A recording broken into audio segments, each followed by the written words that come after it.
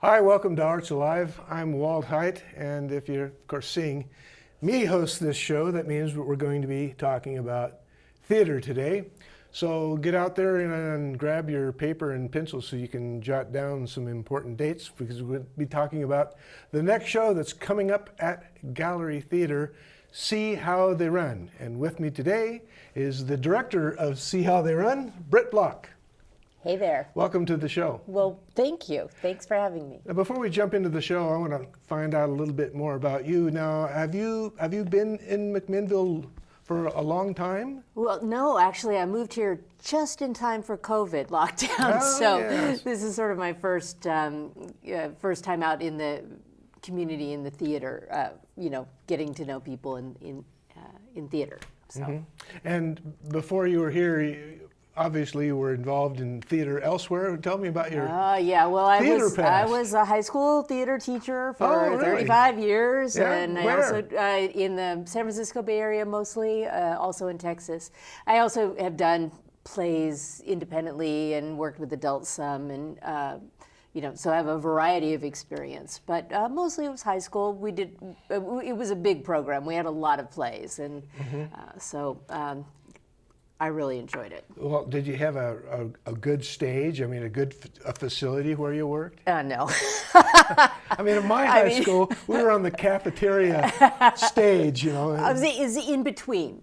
In the high school where we were, the facility was called the Little Theater because apparently they were going to build a big one, but they never got around to it. Mm-hmm. So it was a letterbox theater. It was about, the ceiling was about 12 feet, but it was very wide. It was great. I mean, we got everything done we needed to do. In your program, did you generally do all the directing yourself? Did you ever have a student director, or did you have any kind of setup with? All of the above. Okay. We had over 300 students in the program. We had guest artists. I directed between 2 and 4 shows a year. Students would take a class called Honors Theater Directing, where they would direct the beginning students in 1 acts every year. So it was a multi-layered organization. A lot of theater, over 60 nights of performance every year. Sounds like you had enough to do musicals. We did. That wasn't the focus of what we did. I tried to focus on plays with music, because everybody, that's a shortcut. Like, there's a million opportunities that people have to do a musical in the community. And I always felt like, as a theater educator, I wanted to bring people into doing plays, to doing plays, or maybe plays with music. And so sometimes we would do musicals, but not that often. Mm-hmm. So now you're in Mac, and now you're directing, and we're doing See How They Run. I want to hear about this show. Well, See How They Run is a bucket list show for me. Like, that's when I could never do it in high school because it's mostly men, and there's only 9 people in the cast. So it's been a dream of mine. Like, for me, I think one of the most beautiful sounds in the world is being in a theater with 100 people, 200 people, and everybody's laughing all at once. And See How They Run is a farce, and it's a magnificently written, extremely well-drawn farce. It's hilarious and so much fun. And so I really, when I had an opportunity to propose something to Gallery to direct, See How They Run was at the top of my list. Mm-hmm. So, of course, farce comedy usually includes a lot of doors for people to exit and come in, usually at around the same time. Often there might be a window to jump through, and usually there's a. Now, don't get me wrong here. This is pretty much a family show, but there are times when people are in their undergarments in farces, usually not by choice, and mixed identities, confused identities, and you throw in then something like we have this added bonus of a Russian anarchist. Yes. So tell me a little bit about the story. Well, the story takes place in England, and it's at a vicar's cottage. And surprisingly, during the course of the evening, 4 or 5 people all end up in clerical clothing in the same vicar's cottage, as well as this Russian revolutionary who's escaped from prison. The play was written during World War II, and it was first taken on tour to entertain the troops, and it opened in the West End during the bombing of London. The famous story about it is that the leading actor remarked after opening night that the bombs stole some of his best lines. Wow. So it's a play that's really designed to be funny. Anyway, it takes place in England. It's very English. This is slightly an Americanized update that they did in 1953. So the wartime Nazi became a Russian spy, which is what Americans would more easily see as the enemy. So with a lot of vicars and Russians and all kinds of antics ensue, the play starts out a nice easygoing pace, but it just picks up, and it's so much fun to watch. And farces can also be rather noisy at times. Yes, we have some excellent backstage sound effects happening in the play. Right. So now, so you say this is a bucket list show. You have never. I've never directed it before. Yeah, no, it's just something that I've always wanted to do. I love comedies. I love working on comedies. Oh, me too. And it's just I've always wanted. It's one that was out there that I never got to do. So I like comedies because comedy's hard. It is. It should be hard. It's like baseball. It's not supposed to be easy. Yeah. What was it? Edmund Gwynn on his deathbed said, dying's easy, comedy's hard. Yeah. That's exactly right. And I like it for that very reason. I mean, I like dramas, I like musicals, but if you gave me a choice of, okay, you can only do one, I'd pick comedies every time. Yeah. Yeah, somebody once also said, in a more high-minded context, that life is hopeless, but not serious. So I think, being involved in a comedy really speaks to that. Right. There's one comedy group that says, we're going to talk about gravity and its opposite, comedy. I thought that was kind of interesting. We have 9 characters in the show. 9 characters in the play. Yeah, absolutely. And let's talk about them a little bit. You have local actors, of course. Wonderful cast. Such a strong cast. We have Amanda Westphal is playing the maid. Katrina Goddard is playing Penelope, who's the lady of the manor, an American actress trying to make her way as the wife of a British vicar played by Steve Cox. Derek Moore is an American actor who is visiting. Erica Fox is playing Miss Skillen, the village church lady, who comes for a visit and imbibes alcohol for the very first time in her life. Robert Condren is playing the bishop, who is Penelope's uncle, who also comes for a visit, and Rhys Madden is playing another vicar who shows up named Humphrey, who's there to take the service the next day.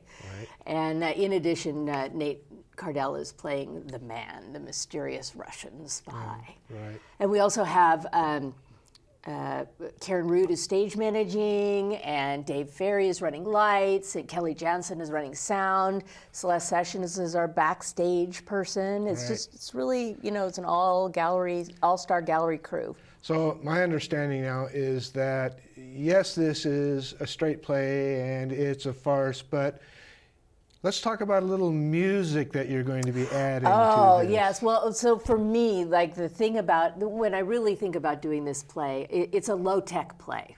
So there's not projections or microphones or computers. It's really the experience of going to this play is really about human beings really doing something to make other human beings laugh and feel warm and feel good.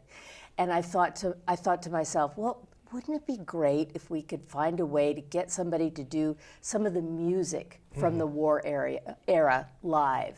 Right. And we did.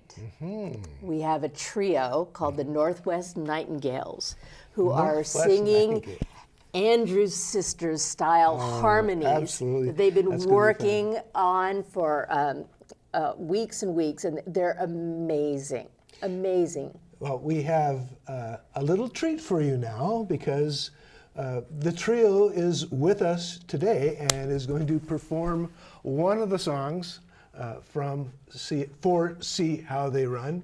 And so the Northwest Nightingales are going to now regale you with Boogie Woogie Bugle Boy from, what company was it? Company C. Company C. So let's have a watch, huh?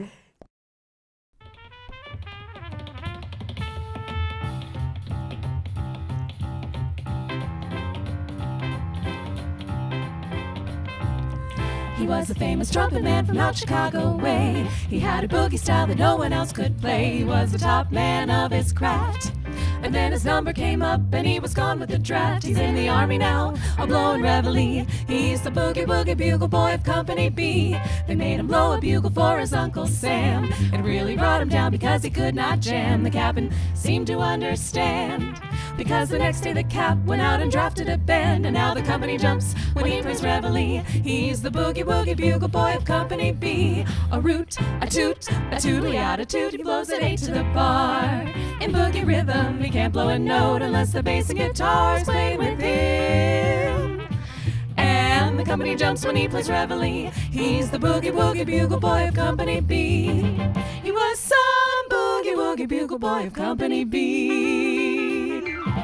And when he played boogie woogie bugle, he was busy as a busy bee. And when he plays, he makes the company jump 8 to the bar. He's the boogie woogie bugle boy of Company B. A lada tootly ada, toot toot. He blows at 8 to the bar. He can't blow a note if the bass and guitar isn't with him. And the company jumps when he plays reveille. He's the boogie woogie bugle boy of Company B.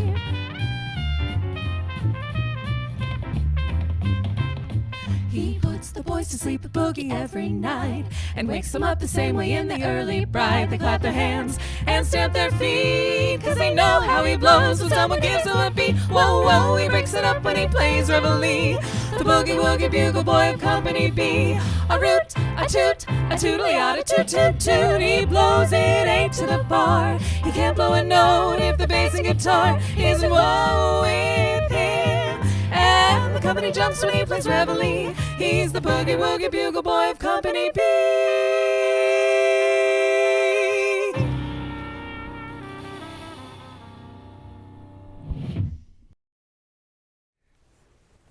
The Northwest Nightingales with Boogie Woogie Bugle Boy of Company C. Fantastic. I think you're really going to like this show. Well, go on. They're going to be performing every night before intermission, before the play starts in the lobby, and then again at intermission. So you'll have 2 chances to hear them. That's so fantastic. It'll be all live music. Yeah. So it's going to be a fantastic night of theater all around. Really, really fun. Well, let's name names. Who did we just watch? This was Allie Bean and Elise and Jennifer. And Jennifer, Murgulay. Yeah, right. It was Elise. Elise Willis. Elise Willis. They're fantastic. They've all done leads in gallery musical. I mean, they're fantastic singers. They're amazing. We're so lucky. That's one of the great things about gallery, especially over the last few years, is that there have been an influx of just more talent than Doan's has pills. You know, it's just wonderful. Having been here for a long time and remembering the days when it was kind of, well, can we find someone to play this role? It doesn't seem to be the case that much anymore. Let's talk about dates. The show opens on February 9th, and it'll play every Friday, Saturday night at 7:30. Friday and Saturday nights at 7:30. Sunday afternoon matinee at 2:30. Every weekend through the 3rd of March for a month. Right. And you can get your tickets. You call the box office at 503-472-2227. I used to have it memorized. I think I still do. It's also gallerytheater.org if you want to order your tickets online.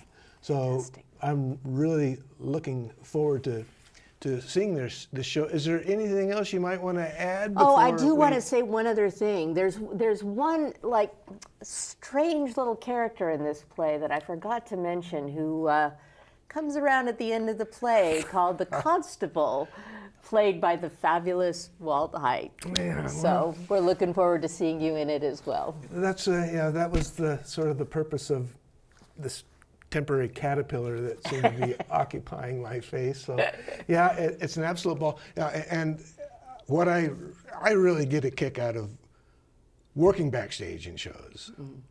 And so I have the great honor and pleasure of not only being on stage, but getting to work backstage with helping like with costumes or and sound effects and that kind of stuff. So that's my idea of a real good time, is doing all these different things in the show. Yeah, he's in charge of catastrophes. In charge of catastrophe, right. So again, it's running February 9th through March 3rd. Hope you're writing this down, and I hope to see you there, of course. And of course, you can get your tickets by calling the box office, or you can order them as well online. So Britt, hey, it was great to see you. Thanks so much, Walt. It was great to be here. I really appreciate coming in and talking about the show. So until next time, I guess I'll see you at the theater.